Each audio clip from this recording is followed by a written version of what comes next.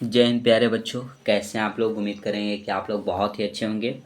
तो बच्चों, मैं आपके सामने लेकर के आ चुका हूँ लूसेंट किताब का साथियों निचोड़ जीके जीएस का शानदार क्लास साथियों, जो कि भारत के सभी कम्पिटिटिव एग्ज़ामों के लिए बहुत ज़रूरी है।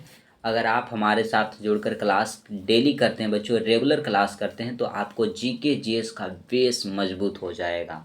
आप किसी भी कम्पिटिटिव एग्जाम में बैठिएगा, जीके जीएस का 100% तो नहीं बच्चों, 95% प्रश्न आपसे डायरेक्टली क्लास से लड़ जाएंगे। और 5% बच्चे ऐसे प्रश्न होंगे जो आपको याद करने होंगे, क्लास का ही प्रश्न रहेगा। ठीक है, तो 100% बच्चों जीके जीएस की तैयारी के लिए जुड़ जाइए हमारे साथ। और वो बच्चों 5% जो रहेगा ना हमारे क्लास से, जो अलग क्लास से रहेगा, करेंट अफेयर से साथियों। तो सभी बच्चे से रिक्वेस्ट होगा कि आप सभी बच्चे चैनल को साथियों सब्सक्राइब करके और घंटी को दबाकर ऑल पे सेट कर लीजिएगा, ताकि क्लास जो मैं डेली लेकर के आता हूँ उसका नोटिफिकेशन आपको सही समय से मिल जाए और आप सही समय से क्लास भी कर लें। सेशन अच्छा लगेगा तो ही सभी बच्चे लाइक करेंगे, जिन बच्चों को अच्छा नहीं लगेगा वो बच्चे डिसलाइक कर देंगे। अपने दोस्तों के पास, भाई बहन, रिश्तेदारों के पास शेयर करना नहीं भूलिएगा। अपने सगे संबंधियों के पास शेयर कर देंगे।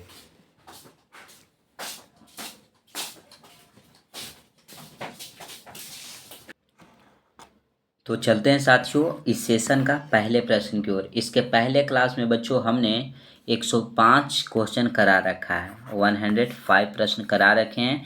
तो 106 नंबर प्रश्न से स्टार्ट करते हैं। पहला प्रश्न आप लोग ध्यानपूर्वक पढ़िएगा और समझिएगा दोस्तों। भारत के किस राज्य, ये राज्य है दोस्त, राज्य में अंतर्देशीय लवणीय आर्द्र भूमि है। अंतर्देशीय आर्द्र लवणीय आर्द्र भूमि बच्चों कौन से राज्य में है? तो बच्चों राजस्थान में है। ठीक है, राजस्थान में ही बच्चों अरावली पर्वत श्रेणी है। अरावली, अगर पूछा जाए अरावली पर्वत श्रेणी कहाँ पे है, तो मेरे दोस्त राजस्थान में है। ठीक है, राजस्थान में साथियों थार मरुस्थल कहाँ पे है? राजस्थान में हो जाएगा। क्लियर है साथियों। इंदिरा गांधी नहर कहाँ पे है दोस्तों? इंदिरा गांधी अगर नहर पूछ दिया जाए, इंदिरा गांधी नहर, ये सब पूछे जाते हैं दोस्तों। इंदिरा गांधी नहर किस राज्य में है? तो राजस्थान में होगा। इतना क्लियर हो गया, नोट डाउन कर लीजिएगा। राजस्थान बच्चों क्षेत्रफल की दृष्टि से भारत का सबसे बड़ा राज्य है। सबसे बड़ा क्या है? राज्य है। यहाँ पे बच्चों चांदी का उत्पादन सबसे अधिक होता है। देखिएगा, हर एक प्रश्न के बच्चों हर एक पहलू पे चर्चा करेंगे, हर एक लम्हे पे चर्चा करूँगा, तो आप सभी बच्चे ध्यानपूर्वक पढ़ेंगे। यहाँ बच्चों दलहन का उत्पादन होता है, दलहन का उत्पादन होता है। ठीक है बच्चों, क्लियर है? तो बताइएगा। चलते हैं अगले प्रश्न की ओर दोस्त। देखिएगा, पूछा जा रहा है प्रश्न कि लेटेराइट मिट्टी को अन्य किस नाम से जाना जाता है? तो मखरला मिट्टी के नाम से बच्चों लेटेराइट मिट्टी को जाना जाता है। पूछ देंगे हम दोस्त कि काली मिट्टी को और कौन से नाम से जाना जाता है। पिछले क्लास में भी हमने काली मिट्टी की चर्चा की थी, अगर बच्चे को याद है वो ज़रूर बताएंगे। और मैं उम्मीद करूंगा कि अगर जो भी बच्चे ध्यान से पढ़े होंगे, क्लास को सही ढंग से किए होंगे, उनको याद होगा, तो वो आप लोग सभी बच्चे कमेंट बॉक्स में इस प्रश्न का आंसर ज़रूर बताइए। जितने भी बच्चे हैं इस क्लास को, जितने भी बच्चे करेंगे, ये तो रिकॉर्डेड फॉर्म में है बच्चों, वो सभी बच्चे ज़रूर कमेंट कीजिएगा। इसका नाम है बच्चों रेगुर मृदा, रेगुर मिट्टी। ठीक है, यह कपास की खेती के लिए बच्चों अधिक उपयोगी है। कपास की खेती के लिए सबसे अधिक उपयोगी हो जाएगा। क्लियर है मेरे भाई? क्लियर है तो बताइएगा। लेटेराइट मिट्टी बच्चों चाय के उत्पादन के लिए जाना जाता है। चाय का उत्पादन जो है ना वो लेटेराइट मिट्टी में सबसे अधिक होता है। तो ये जान जाएंगे आप लोग। इतना तक बच्चों आप लोगों का ज्ञान हो ही गया होगा कि लेटेराइट मिट्टी किस लिए उपयोगी है, तो चाय की खेती के लिए। इसका अन्य नाम है मखरला मिट्टी। काली मिट्टी का अन्य नाम रेगुर मिट्टी। चलिएगा अगले प्रश्न की ओर देखिएगा। स्वामी सहजानंद संबंधित थे। स्वामी सहजानंद किससे संबंधित थे बच्चों? तो बिहार के जो किसान आंदोलन था उससे संबंधित हो जाएगा। अगर हम पूछ दें, ये देखिए अगला प्रश्न आया है, गांधी ने अहमदाबाद में दांडी की यात्रा किस लिए की थी? तो नमक कानून को तोड़ने के लिए बच्चों गांधी ने अहमदाबाद में 1930 ईस्वी में दांडी यात्रा किए थे। ठीक है, क्लियर है साथियों। गांधी जी बच्चों किस आंदोलन से जुड़े? इनका पहला आंदोलन क्या था? तो चंपारण सत्याग्रह। चंपारण सत्याग्रह। चंपारण सत्याग्रह 1917 ईस्वी में महात्मा गांधी ने किए थे बच्चों। उसके पहले 1916 ईस्वी में इन्होंने एक आश्रम बनवाया था। उसका नाम क्या था? आप लोग जरूर कमेंट बॉक्स में बताइएगा। बताइएगा बच्चों, इस आश्रम का नाम क्या है? मैं बता दूं, साबरमती आश्रम बच्चों, साबरमती आश्रम, साबरमती आश्रम। पहले बच्चों इन्होंने एक आश्रम बनवाया, आश्रम साबरमती आश्रम का निर्माण किए। उसके बाद 1917 ईस्वी में चंपारण सत्याग्रह कर दिए बच्चों। ठीक है, 1918 में खेड़ा सत्याग्रह किए थे। खेड़ा सत्याग्रह किए थे। फिर मिल हड़ताल भी किए थे बच्चों, मिल हड़ताल। हड़ताल ये दोनों आंदोलन 1918 ईस्वी में किए थे। ठीक है, अगले प्रश्न की ओर चलेंगे। अगला ध्यान दीजिए बच्चे, सही ढंग से पढ़िएगा बच्चों, हर एक प्रश्न आपको याद हो जाएंगे। क्वेश्चन अगला है मेरे भाई कि स्वतंत्र भारत के प्रथम गवर्नर जनरल कौन थे? स्वतंत्र भारत के आपसे पूछा गया है प्रथम गवर्नर जनरल, तो लॉर्ड माउंटबेटन हो जाएंगे। केवल अगर आपसे पूछ दिया जाए बच्चों कि भारत के प्रथम गवर्नर जनरल कौन थे, आप लोगों का आंसर क्या आएगा? जल्दी से बताइएगा बच्चों कि भारत के प्रथम गवर्नर जनरल कौन थे? तो लॉर्ड विलियम बेंटिंग थे। Lord William Bentinck. वेंटिंग। ठीक है, लॉर्ड विलियम बेंटिंग जो थे वो भारत के प्रथम गवर्नर जनरल थे। ठीक है, अगर पूछ दिया जाए साथियों कि भारत के प्रथम वायसराय, भारत के प्रथम क्या दोस्तों? वायसराय। वायसराय कौन थे? तो ये बताइएगा, लॉर्ड कैनिंग हो जाएंगे। Lord Canning. Canning, Lord Canning जो थे बच्चों, यह भारत के प्रथम वायसराय थे। भारत के साथियों, स्वतंत्र भारत नहीं, ये स्वतंत्र को हटा दिया जाए, जल्दी से हटा दिया जाए बच्चों स्वतंत्र को, और यहाँ पे आंसर को भी हटा दिया जाए ताकि बच्चों को परेशानी ना हो।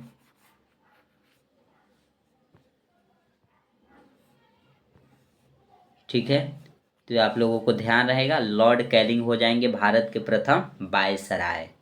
ठीक है, ये बच्चों भारत के प्रथम गवर्नर जनरल थे। अगर हम पूछ दे भारत के अंतिम गवर्नर जनरल कौन थे, अंतिम गवर्नर जनरल कौन थे, तो आप क्या बताइएगा? ये हो जाएंगे लॉर्ड कैनिंग। लॉर्ड बच्चों, लॉर्ड कैनिंग।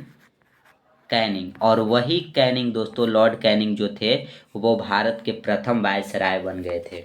ठीक है, क्लियर है साथियों? तो आप सभी बच्चे बताएंगे।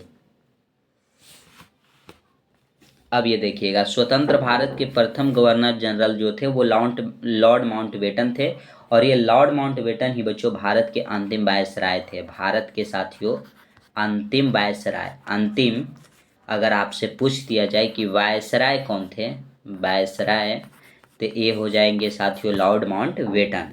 ठीक है मेरे भाई, क्लियर है? तो बताइएगा, यहाँ तक सभी बच्चे नोट डाउन कर लीजिएगा। आगे चलते हैं साथियों। तुम मुझे खून दो मैं तुम्हें आज़ादी दूंगा का नारा किसने दिया? तुम अगर मुझे खून देते हो ना दोस्त तो मैं तुम्हें आज़ादी दूंगा, ये नारा दिए थे सुभाष चंद्र बोस। ठीक है, सुभाष चंद्र बोस, जिसे नेताजी भी कहा जाता है, नेताजी। इनको नेताजी का उपाधि किसने दिया बच्चों? नेताजी किसने कहा? तो हिटलर का नाम जानते थे? हिटलर। हिटलर, हिटलर बच्चों इनको नेताजी की उपाधि थी। हिटलर जो था वो अपने आप को आर्य समझता था, आर्य यानी कि सर्वश्रेष्ठ अपने आप को समझता था हिटलर। इसकी मृत्यु हुई थी 1945 ईस्वी में। मृत्यु बच्चों 1945 ईस्वी में, ये अपने आप से आत्महत्या कर लिया था। ठीक है, क्लियर है साथियों? बताइएगा, यहाँ तक क्लियर है? अब देखिए, तुम मुझे खून दो मैं तुम्हें आज़ादी दूंगा का नारा सुभाष चंद्र बोस ने दिया। अगर पूछ दिया जाए आपसे कि करो या मरो का नारा किसने दिया, करो या मरो, यानी कि पढ़ाई करो या पढ़ाई करते करते मर जाओ, तो करो या मरो का नारा किसने दिया था बच्चों, बताइएगा। तो ये देने वाले व्यक्ति थे महात्मा गांधी। महात्मा गांधी जो थे वो करो या मरो का नारा दिए थे। क्लियर हो जाएगा यहाँ तक मेरे भाई। गरीबी हटाओ का नारा किसने दिया था बच्चों, गरीबी, ये पूछा जाता प्रश्न है, गरीबी हटाओ, गरीबी हटाओ का नारा किसने दिया, ये बताइएगा प्रश्न। तो गरीबी हटाओ का नारा देने वाले व्यक्ति थे बच्चों इंदिरा गांधी। इंदिरा गांधी जो कि हमारे भारत के प्रथम महिला प्रधानमंत्री थी। क्लियर हो जाएगा। अगला प्रश्न देखिएगा। रॉलेट एक्ट 1919 किसके कार्यकाल के दौरान अधिनियमित किया गया था, तो लॉर्ड जेम्स फूड के कार्यकाल के में बच्चों 1919 ईस्वी में रॉलेट एक्ट जो था वो आया था। रॉलेट एक्ट बच्चों 1919 ईस्वी में, और यही 1919 ईस्वी में जलियांवाला बाग हत्याकांड भी हुआ था। जलियांवाला बाग हत्याकांड, जलियांवाला बाग हत्याकांड, हत्याकांड जो है वो कब हुआ था, तो ये हुआ था बच्चों 1919 ईस्वी में 13 अप्रैल को, 13 अप्रैल को हुआ था। ठीक है ना दोस्त, क्लियर है। और जलियांवाला बाग हत्याकांड में गोली चलाने का आदेश किसने किया था, तो जनरल डायर दिया था, डायर। इसने कहा कि फायर, तो फायर किए थे, बहुत सारे लोग बच्चों मारे गए थे।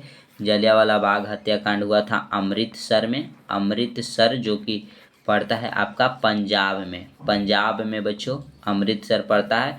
वहीं पे जलियांवाला एक बाग था, बगीचा था बच्चों, वहीं में बैठकर मीटिंग हो रही थी, सभा हो रही थी, और वहाँ पे लाखों लोग मौजूद थे। वो सारे वहाँ पे मारे गए, कुछ घायल थे, कोई कुछ मर गए बच्चों स्पॉट डेड, और कुछ हॉस्पिटल जाते जाते मरे गए।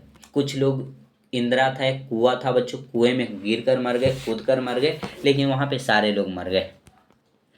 ये बहुत दर्दनाक घटना थी हमारे देश का जलियांवाला बाग हत्याकांड। प्रधानमंत्री लाल बहादुर शास्त्री ने किस समझौते पर हस्ताक्षर किया, तो तस्कंद समझौते पर बच्चों हमारे प्रधानमंत्री लाल बहादुर शास्त्री ने तस्कंद समझौते पे हस्ताक्षर किए थे।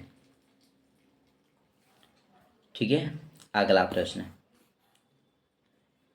भारत में आधुनिक शिक्षा प्रणाली की नींव किससे पड़ी, तो शिक्षा प्रणाली की नींव 1835 ईस्वी में बच्चों मैकाले का वितरण पत्र के द्वारा पड़ा था।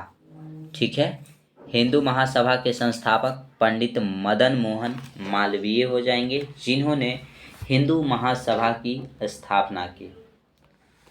अगला प्रश्न, प्रश्न अगर आता है बच्चों आपके एग्जाम में तो आपको छोड़ना नहीं है, सभी प्रश्नों को बनाना है दोस्तों। अधिग्रंथ किससे संकलित है, तो गुरु अर्जुन से संकलित है बच्चों। किसने संकलित किया था, तो गुरु अर्जुन ने संकलित किया था। अर्जुन जो थे बच्चों, गुरु अर्जुन देव, यह सिखों के 5वें गुरु थे। सिखों के बच्चों 5वें गुरु थे। सिखों के बच्चों टोटल 10 गुरु हुए थे। कितने गुरु हुए थे मेरे भाई, सिखों के टोटल 10 गुरु हुए थे। टोटल कितने गुरु हुए थे, तो 10 गुरु हुए थे। ठीक है। अगला प्रश्न है, प्रश्न आता है दोस्तों अगला कि 1857 के विद्रोह के दौरान बिहार में विद्रोहियों का नेतृत्व किसने किया था, तो वीर कुंवर सिंह किए थे। 1857 की जो विद्रोह हुआ साथियों, इसकी शुरुआत हुई थी 10 मई को मेरठ से, यूपी के साथियों मेरठ से इसकी स्टार्टिंग हुई थी, यूपी के मेरठ से। इस विद्रोह की जो शुरुआत करने वाले व्यक्ति थे वो थे बच्चों मंगल पांडे, मंगल पांडे जी थे, जिन जो फर्स्ट पांडे जो फर्स्ट भारतीय थे, भारतीय सिपाही थे साथियों, जिनको फांसी की सजा दी गई थी। इस विद्रोह का अगर चिन्ह पूछ लिया जाए, चिन्ह क्या था, तो चिन्ह था साथियों कमल और रोटी, कमल एंड रोटी था, कमल और और बच्चों रोटी था। क्लियर है? क्लियर है साथियों? तो बताइएगा आप सभी बच्चे। इसका नेतृत्व किए थे बिहार से वीर कुंवर सिंह। अगर आपसे झांसी से पूछ दिया जाए झांसी से किसने किया था, तो झांसी की रानी लक्ष्मीबाई, रानी लक्ष्मीबाई की थी। रानी लक्ष्मी लक्ष्मी लक्ष्मी लक्ष्मीबाई। ठीक है? क्लियर है साथियों? क्लियर है? अगला प्रश्न, अगला है कि लेटेराइट मिट्टी सबसे अधिक कहाँ पाई जाती है, तो मालाबार तटीय प्रदेश में लेटेराइट मिट्टी जो है वो अधिक पाई जाती है। नेक्स्ट आ जाता है आपका प्रश्न। सेशन अच्छा लग रहा हो तो सभी बच्चे लाइक शेयर और सब्सक्राइब कर लेंगे। किस प्रकार की मिट्टी में सबसे कम उर्वरक की आवश्यकता होती है, तो जलोढ़ मिट्टी में बच्चों सबसे कम उर्वरक की आवश्यकता होती है। जलोढ़ मिट्टी दो प्रकार के होते हैं बच्चों। जो नया जलोढ़ मिट्टी होता है उसे क्या कहते हैं, और जो पुराना जलोढ़ मिट्टी होता है उसे क्या कहते हैं। जो नया होता है बच्चों उसे खादर जलोढ़ मिट्टी कहा जाता है, और पुराना जो होता है उसे बांगर कहा जाता है। बांगर जलोढ़ मिट्टी। ठीक है? अगला प्रश्न, गंगा जलोढ़ मिट्टी भूमि की सतह से कितने नीचे तक पाई जाती है, तो 600 मीटर नीचे तक पाई जाती है। गंगा नदी जो है बच्चों यह भारत का सबसे लंबी नदी है। भारत का साथियों सबसे लंबी नदी है दोस्त, सबसे लंबी नदी हो जाएगा। ठीक है? जिसकी लंबाई है 2525 किलोमीटर, 2525 किलोमीटर दोस्तों। और बिहार के बच्चों पटना जो है, बिहार की राजधानी पटना, वह गंगा नदी के तट पे ही बसी हुई है और इसकी लंबाई है 99 किलोमीटर। गंगा नदी पटना से 99 किलोमीटर होकर के बहती है। अगला प्रश्न देखिएगा, ध्यान दीजिएगा दोस्तों। पश्चिमी तटीय मैदान का दक्षिणी भाग क्या कहलाता है, तो ये मालाबार तट कहलाता है दोस्तों। देखिएगा पश्चिमी तट क्या होता है, ये हमारा भारत है। यहाँ पे बच्चों ये हमारा राज्य हो जाएगा। ऐसा भारत है, ऐसा तो नहीं है, थोड़ा अच्छा है। तो पश्चिमी तटीय मैदान ये होता है, ये जो है बच्चों यह पश्चिमी तटीय मैदान है। उसका दक्षिणतम नोक ऊपर होता है या नीचे, तो नीचे वाला होता है बच्चों। तो ये जो है केरल और तमिलनाडु जो है बच्चों, ये वाला क्षेत्र हमारा जो है वो मालाबार तट कहलाता है। ये हमारा पूर्वी तटीय क्षेत्र है। ठीक है? यहाँ पे उड़ीसा है। उड़ीसा के तट को बच्चों क्या कहते हैं बताइएगा सभी बच्चे। उड़ीसा को तट को क्या कहते हैं, तो उत्कल तट कहते हैं बच्चों। उत्कल तट। ठीक है? चलिए अगले प्रश्न की ओर चलते हैं। दो स्थानों के देशांतरों में 1 डिग्री का अंतर होने पर दोनों स्थानों के समय में कितने अंतर होता है, तो ये बच्चों 4 मिनट का अंतर होता है। ये देखिएगा यहाँ पे बच्चों 4 मिनट का अंतर तो जान ली। ये हमारा पूरा विश्व है दोस्तों। ठीक है? ये 0 डिग्री देशांतर रेखा है। 0 डिग्री देशांतर रेखा हमारे, देखिए जितने भी देश हैं ना बच्चों, अपने समय का निर्धारण जो करता है 0 डिग्री देशांतर रेखा के आधार पे ही करता है। और ये 0 डिग्री अक्षांश रेखा है। हमारा भारत यहाँ पे है। यहाँ पे हमारा बच्चों भारत है। ये हमारा भारत है। यहाँ से एक रेखा गुजरती है 82.5 डिग्री बच्चों, पूर्वी देशांतर रेखा, जो कि हमारे भारत का मानक समय रेखा है। अगर इधर से आप इधर अगर आइएगा, ऐसे ऐसे जो जितने देशांतर रेखा है बच्चों, जितने देशांतर रेखा है, टोटल देशांतर रेखा की संख्या 360 है। और 100 बच्चों 79 जो है हमारा अक्षांश रेखा है। ठीक है? तो अगर 1 डिग्री आप इधर बढ़ते हैं तो 4 मिनट का समय बढ़ता है। अगर बच्चों इधर आप बढ़ते हैं तो 4 मिनट का समय जो है बच्चों घटता है। तो ऐसे ऐसे बहुत लाइन होते हैं। ठीक है? 180 लाइन होते हैं दोस्तों।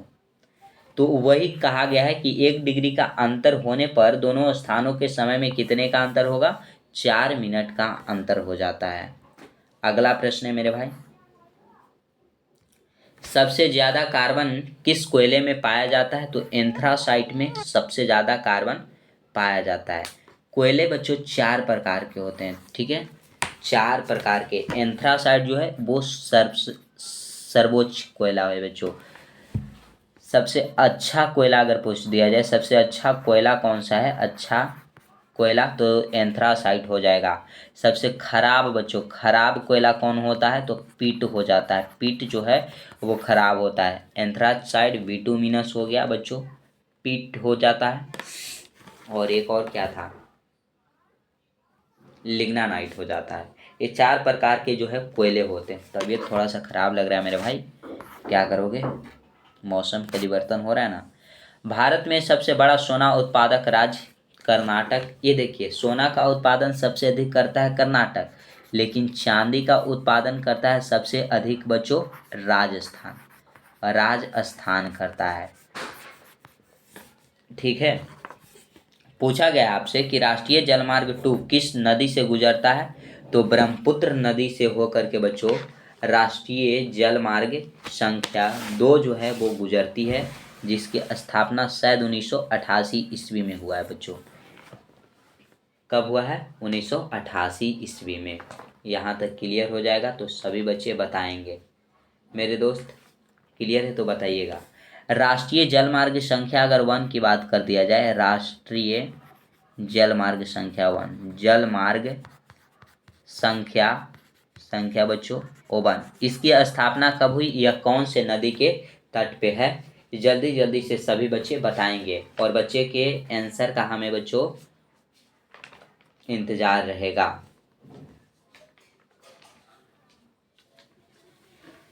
देखिएगा साथियों, राष्ट्रीय जलमार्ग संख्या 2 जो है, जिसकी स्थापना हमने बताया 1988 ईस्वी में, तो ये 1988 ईस्वी में ही हुआ। इसकी अगर लंबाई की बात कर दिया जाए कि लंबाई कितना है, तो 891 किलोमीटर ये बच्चों लंबा है, ठीक है। यह साथियों राष्ट्रीय जलमार्ग संख्या कहाँ में है, तो यह असम राज्य में हो जाएगा। ये तो राष्ट्रीय जलमार्ग संख्या 1 के बारे में हमने बताया। अब ये 2 के टू के बारे में बताया साथियों। अब 1 के बारे में हमारे दोस्त भाई लोग बताएंगे, क्योंकि दोस्तों से भी तो इतना उम्मीद किया जा सकता है ना कि आप इतना एग्जाम में करके आएंगे। तो राष्ट्रीय जलमार्ग संख्या बच्चों, जिसकी स्थापना 1986 ईस्वी में हुई थी, 2 वर्ष पहले हुआ था 1986 ईस्वी में। इसकी जो लंबाई थी वो 1620 किलोमीटर थी, 1620 किलोमीटर था बच्चों, ठीक है ना, क्लियर है। और ये बच्चों गंगा नदी के तट पे था। कौन से नदी के तट पे बनाया गया था, गंगा नदी के तट पे बनाया गया था। उत्तर प्रदेश के प्रयागराज से लेकर के बच्चों पश्चिम बंगाल के हल्दिया तक राष्ट्रीय जलमार्ग संख्या 1 का निर्माण गंगा नदी के तट पे किया गया था 1986 ईस्वी में। राष्ट्रीय जलमार्ग संख्या 2 का निर्माण बच्चों ब्रह्मपुत्र नदी पे असम राज्य में 1988 ईस्वी में 891 किलोमीटर लंबाई के किया गया था। अगला प्रश्न, प्रश्न है अगला कि माजुली द्वीप किस नदी पर स्थित है। तो माजुली द्वीप बच्चों असम के ब्रह्मपुत्र नदी पे स्थित है। माजुली द्वीप प्रथम बच्चों अगर पूछा जाए कि प्रथम नदी द्वीपीय नदी द्वीप बच्चों कौन सा हो जाएगा, तो माजुली द्वीप। भारत विश्व का प्रथम नदी द्वीपीय जिला बच्चों, तो ये हो जाएगा माजुली द्वीप पे, ठीक है। कौन से नदी पे है, तो ब्रह्मपुत्र नदी में है। कहाँ पे है, तो असम राज्य में हो जाएगा। आगे आता है कि सफ़ेद हाथियों का देश कहा जाता है, थाईलैंड को कहा जाता है साथियों। थाईलैंड में सबसे ज़्यादा रबर का उत्पादन होता है, तो ये याद रखिएगा कि रबर उत्पादन में अग्रणी देश थाईलैंड हो जाएगा। अगला आता है और ये हमारा आज के सेशन का लास्ट प्रश्न रहेगा बच्चों। अमेरिका के संसद का क्या नाम है, तो कांग्रेस नाम है, ठीक है। ये बच्चों हमारा लास्ट प्रश्न है। सभी बच्चों को कुछ नहीं करना है, पहले तो कमेंट बॉक्स में कमेंट करना है कि ये सेशन, आज का सेशन कैसा लगा। अगर अच्छा लगेगा दोस्तों तभी लाइक कीजिएगा, और जिन बच्चों को अच्छा नहीं लगेगा वो बच्चे डिसलाइक कर देंगे, ठीक है। अपने दोस्तों के पास, भाई बहन रिश्तेदारों के पास, सगे संबंधियों तक शेयर कर दीजिएगा, ठीक है। और सभी बच्चे चैनल को सब्सक्राइब करके घंटी को दबाकर बेल आइकन को ऑल पे सेट कर लीजिएगा दोस्तों। तो आज के लिए बस इतना ही। जय हिंद साथियों।